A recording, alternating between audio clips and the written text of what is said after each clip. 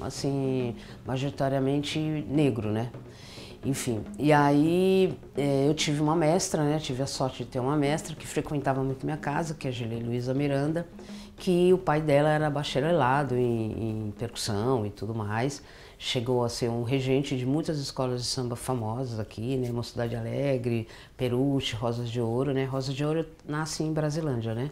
Um dia tinha um puff, sabe esses puffs de sentar?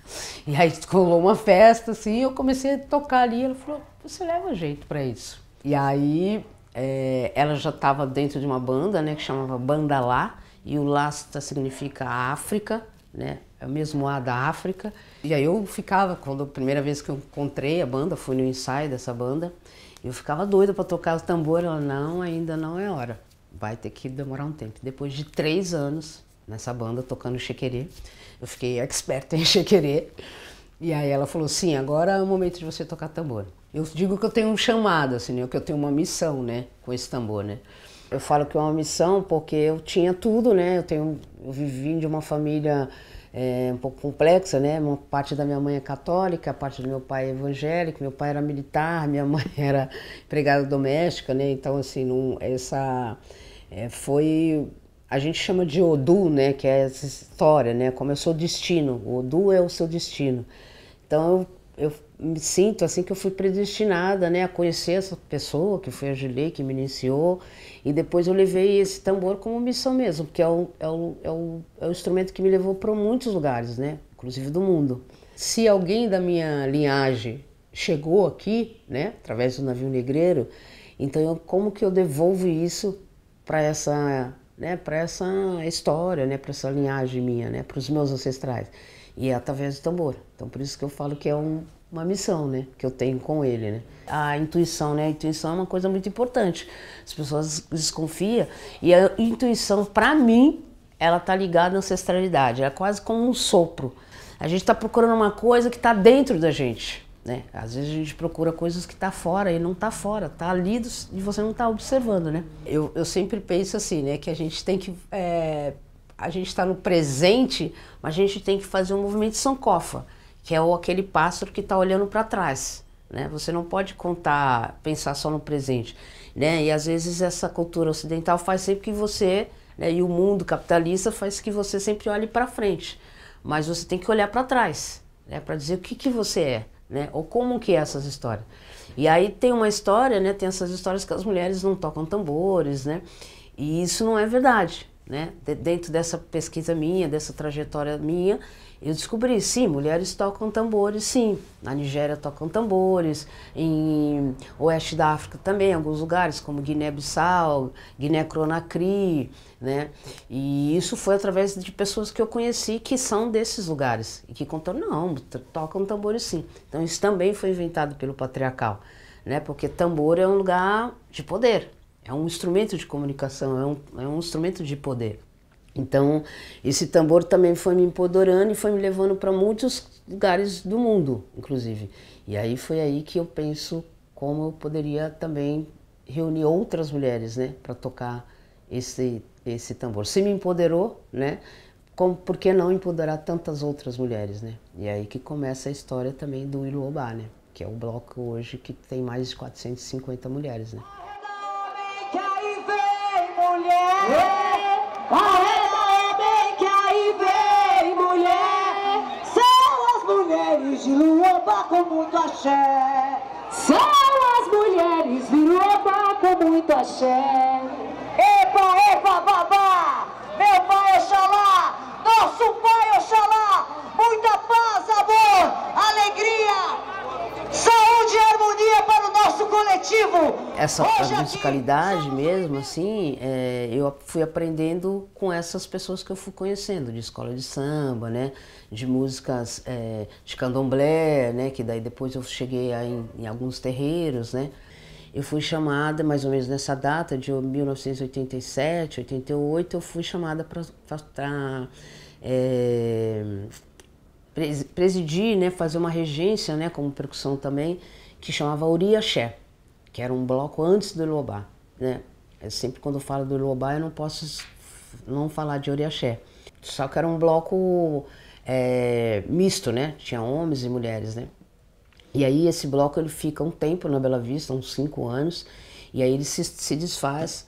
E aí algumas mulheres, depois de um tempo, me chamam e falam, olha, poxa, queria tanto que voltasse, né, esse trabalho que você começou a fazer no Bexiga, nas ruas do Bexiga, né, porque a ideia também era ocupar as ruas, né, as praças, lugares públicos. E aí eu falei, bom, eu volto se for para um trabalho dirigido por mulheres, pensado por mulheres, e o patrono ser Xangô. E aí todas as pessoas, mas por que Xangô? Né? Um trabalho de mulheres, por que o orixá Xangô? Porque o orixá Xangô é o orixá da justiça. E é tudo que a gente precisa há séculos, né? Principalmente nós mulheres negras, o povo negro e tal. Ok, então tudo bem. Aí a gente jogou o Búzios, foi consultar os Búzios, né? Um jogo milenar, inclusive que são os cuidadores espirituais de Iluobá, que é mãe Dida de Xangô e pai Alexandre de Oxóssi. Aí, então vamos jogar. E aí jogou e quem alafiava, né? Que a palavra alaf é feliz, né? Então quem alafiava era o orixá Xangô. Então tudo bem. Aí foi aí que a gente até deu o nome também, né? Iluobá Deni.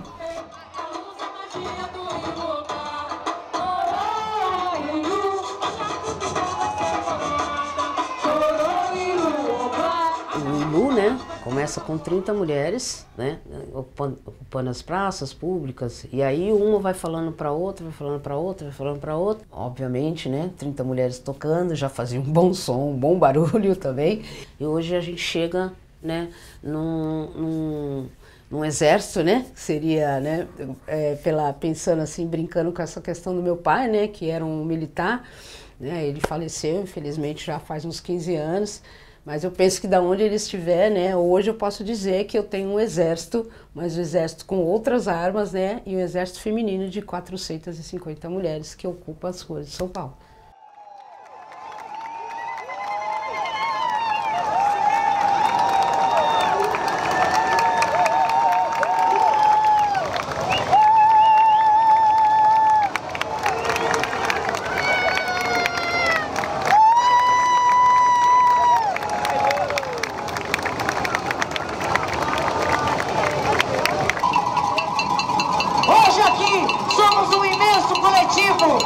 Trazendo a arte, a cultura, resistência, aqui Canjum, pensamento e bravura de Sueli Carneiro! No início do nosso cortejo, né, a gente sempre toca para os orixás, a gente chama de ópera negra, céu aberto, essa ópera negra que a gente vai trazer para as ruas. Então a gente primeiro sauda os orixás, né, que são os deuses, né, os panteões. Então se pega a cachaça e se sopra para o mundo, que é o sopro do mundo, né? Como a gente nasce também, né? A gente nasce do sopro também, né? Então, qual que é, né? Ilu é educação, cultura e arte negra. Tá, então tá. Tem 3 frentes aí. Tem a arte, né? Infelizmente a gente tem que chamar de arte negra, poderia ser uma arte. Arte negra. Ninguém fala arte, já arte, né? Arte, né? Mas a gente tem que, isso é uma afirmação, né? Também historicamente dizendo. Então a ideia do Ilu é recontar 500 anos de escravidão, ou da falsa liberdade, né? Ou do próprio país. Inclusive nos livros didáticos do ensino médio, começa do navio negreiro para frente. E não. Sankofa novamente, é de trás, você tem que olhar para trás. Então, e isso foi um grande problema, né? Além de toda a problemática da escravidão, porque o problema não foi dia 13 de maio, o problema foi dia 14 de maio de 1888. Esse foi o problema, da falsa libertação, né? Então, e o que a gente perde? Tem o apagamento das histórias, tem os apagamentos dos registros, né? Os nossos sobrenomes, eles são sobrenomes de colonizadores. Esse é o pagamento, um dos pagamentos mais cruel, porque daí você queima toda a história mesmo. Porque se eu sei quem foram meus tataravós, sei lá, quem são as pessoas, eu não sei, por exemplo, quem são os meus ancestrais, eu não sei da minha tataravó para trás, eu não sei. Nem meu pai sabe.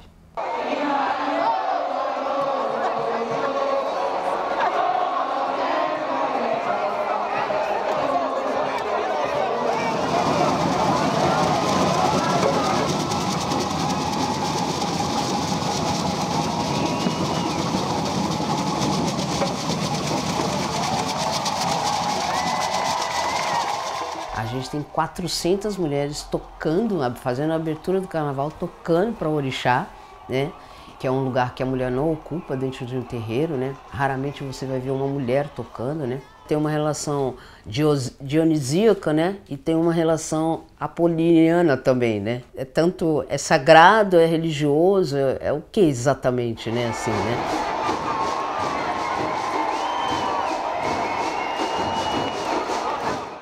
Muitas pessoas negras querem ver. É isso mesmo que vocês vão fazer? Tem essa força mesmo? Então as pessoas vão e se sente pertencente, né? Porque a gente não se pertence, a gente não tem lugar nenhum, né? Parece que não tem lugar nenhum.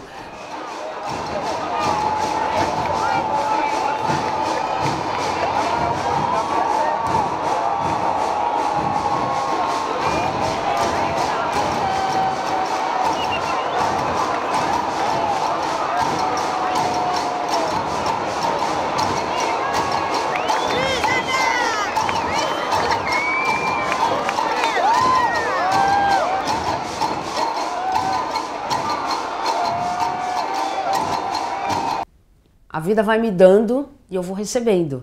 E aí eu vou recebendo e aí o que eu faço com esse conhecimento, ou com esse sopro no meu ouvido, ou com esse olhar que eu vou olhando para a vida, né? Para essa sociedade que a gente vive, né?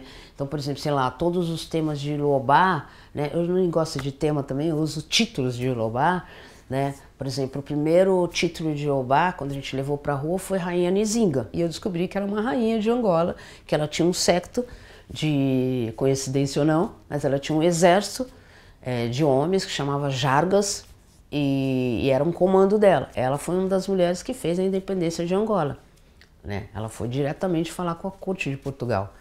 Então eu já tinha um enredo lindíssimo aí.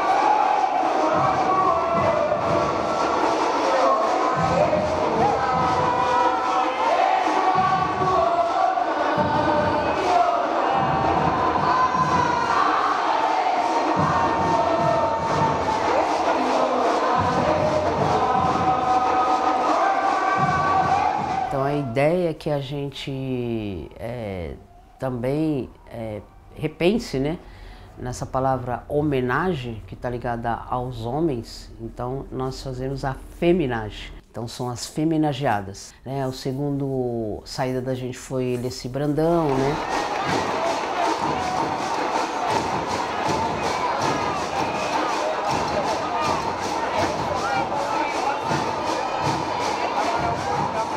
Raquel Trindade, que é a filha de Solano Trindade, né?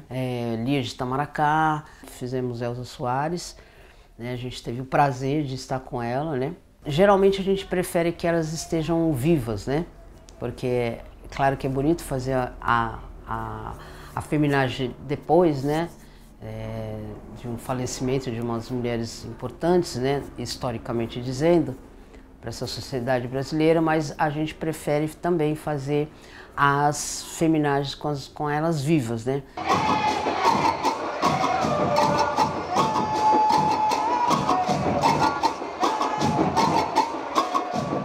Dentro do candomblé, o agogô, né, o ferro é importante também, que é uma ferramenta de Ogum.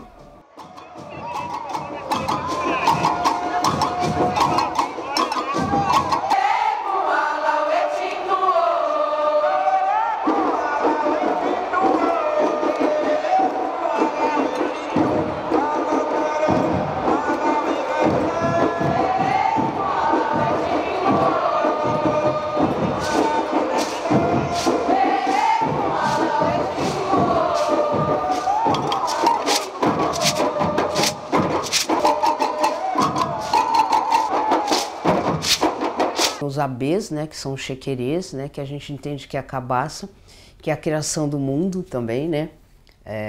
A cabaça é um instrumento bem feminino, né? Ele parece uma barriga, assim, né? Parece uma barriga grávida, assim, também.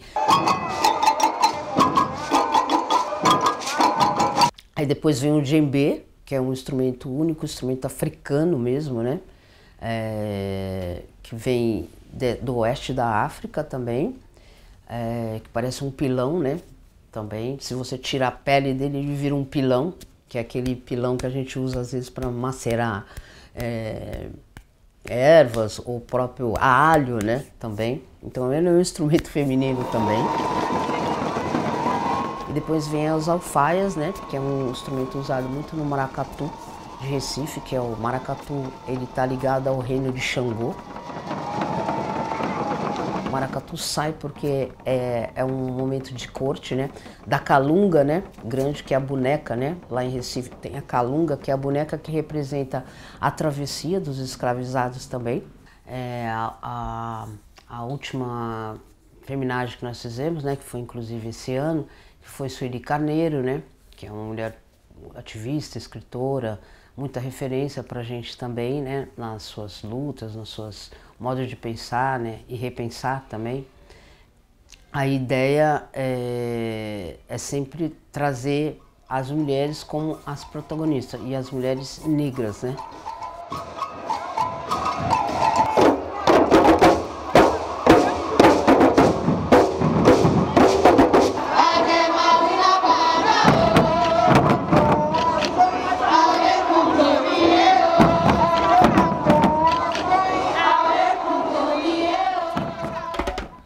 Porque é muito interessante mesmo, né? Porque você... Isso é importante, a coisa do nome, né? Então, quando a gente fala de recontar, de reconectar, né? Por exemplo, tudo bem, eu no trabalho do Ilu isso vai ser muito forte.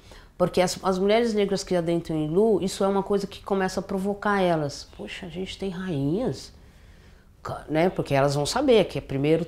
Né, as meninas que entraram agora, né, do Ilu, por exemplo, a mais nova tem 4, a mais velha tem 84, né? Mas aquelas meninas que têm 10, 12, 11, 9, 4 anos, 5 anos, elas vão poder contar a história a partir delas também. Por exemplo, mulheres negras não se reconhecerem mulheres negras, né, mudar toda a sua vestimenta, seu modo de não alisar mais o cabelo, por exemplo. Isso, elas chegam nesse lugar e elas falam, nossa, né, a gente é muito linda, né? E aí vamos assumir nossos cabelos crespos, né? Nossas roupas coloridas, né? Isso é importante, assim. Muitas mulheres, né, se transformaram fisicamente, né? E pensamentos também. Modo de ver a vida, modo de ver a sociedade, né? Ficar mais alerta, inclusive, né? Quando se sai à rua, assim, está publicamente, de perceber, né, que o que estava acontecendo na rua, na saída da casa dela para sair para a rua, para trabalhar, para ser atendida, definir se era racismo ou não era racismo, né? Porque isso também, a gente fica em dúvida, será que é racismo ou será que não é racismo? Está me tratando assim ou está me tratando assado?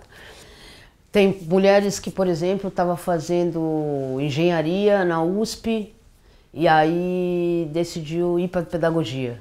Elas perceberam que se elas viviam uma relação abusiva ou não, no relacionamento delas, elas perceberam dentro do Ilu, vivenciou o Ilu para dizer, ah não, acho que eu estou vivendo uma relação abusiva na minha casa. Então, no Ilu tem um porto seguro, vamos dizer, né? A gente chegou num porto, né? Meus antepassados sempre chegaram nos portos como escravizados, né? Então, assim, fazendo essa brincadeira, né? Esse outro olhar, que o Ilu é um porto seguro para essas mulheres também, né? Então, e elas se reencontram lá, né? E também, por exemplo, há 2 ou 3 anos, né? A gente abriu para mulheres trans no Ilu, né? Tem homens trans também no Ilu. Mas porque eu pensei, bom, é uma forma também da gente trazer as mulheres trans, né, para esse lugar seguro também, né? Porque um dos maiores genocídios também são das mulheres trans e mulheres trans negras, né? Então a gente acolheu essa ideia porque eu fui pensando, Brasília tem esse compromisso, né? Pensando, né? Hoje tem GLBTQI+, né? Então, eu sempre falo que a gente é um governo à parte, né?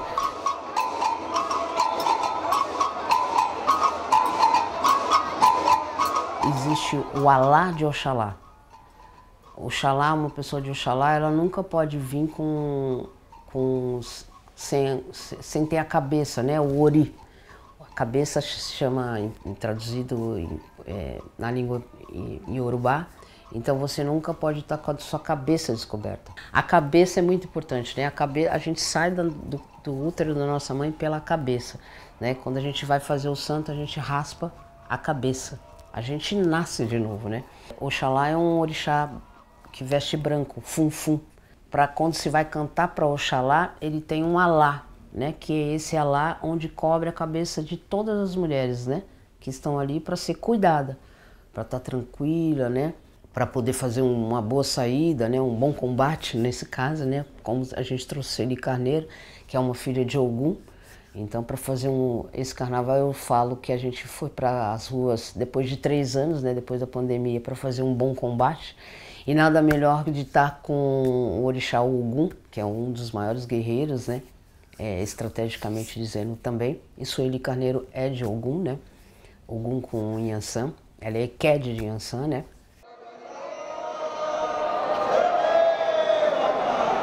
Fazer essa travessia, né? Porque é uma travessia, a gente sai da República para chegar lá na Igreja dos Homens Pretos, lá no Paissandu. Então que a coisa aconteça de uma maior... aconteça bem, né? Com uma energia bem. E aí a gente faz essa reza, que é uma reza para Oxalá, onde a gente está cuidando das mulheres dentro dos oris, né? Da cabeça das mulheres do Ilobá.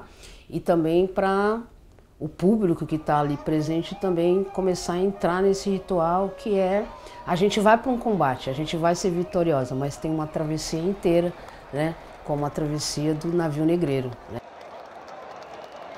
Imagina como deve ter sido, né, naquelas condições chegar, mas chegamos, né? Se eu estou aqui, alguém da minha linhagem chegou.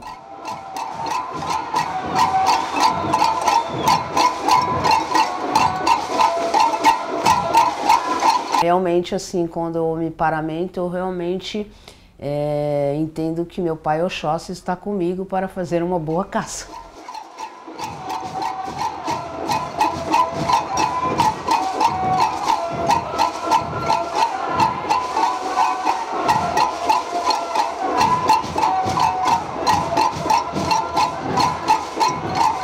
Porque eu tenho que alimentar uma nação inteira, a nação Ilobá inteira, né? E o público que está lá, que você vai lá, a gente tem que, né, muito respeito por essas pessoas que estão lá para a gente fazer essa travessia.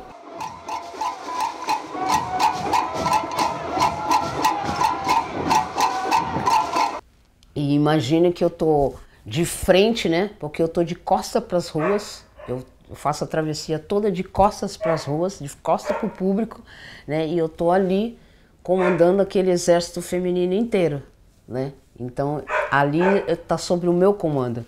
Então eu tenho que ter ser muito certeira, né? Se eu tenho uma flecha só, então eu tenho que ser muito certeira no meu alvo.